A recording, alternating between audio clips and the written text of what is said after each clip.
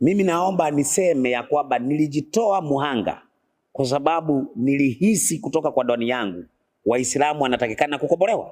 Kwa hivyo nilijitoa kikamilifu kupa kupona kwa ajili ya kuokoa ndugu zetu wa Kiislamu.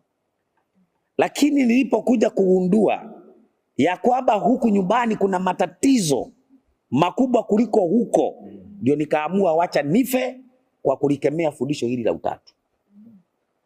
Kwa hivyo niseme hivi bila kuwa mwingi wa maneno, ni ya kwamba mimi niko tayari kwa mtu yoyote ambaye atalikemea na kulilaani fundisho hili la utatu.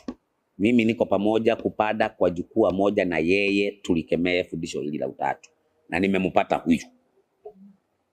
Nikikuja ama tukikuja na wenzangu, tulikuwa tunakuja kujadiliana yeye kwa sababu tulidhani ya kwamba anakataa utatu lakini ni oneness. Kama wachungaji wengine wako Kongo, kuna kundi liko Kongo linasema ni Yesu tu, oneness hiyo. Lakini nilidhani ni hivyo, lakini vile nimekuta nimeshindwa, kwa nini hata niende na yeye kwa mjadala kwanza. Nikasema hapana, huyu ni wa kuungana na yeye kwanza kueleza dunia ya kwamba fundisho la utatu ni la uongo, na inawezekana akawa mpaka na elimu ya kunizidi kueleza fundisho la utatu ni la uongo. Kwa nini nisimsikize? Kwa nini nisimsikize?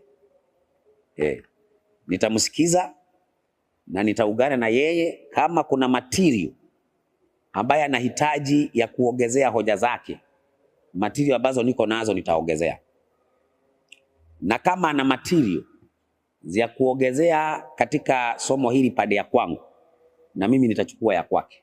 Hapo ambapo hatuelewi kama Mungu ana umbo ama hana umbo, hilo tutalijadili kwa njia ya kuelewana kwa haraka.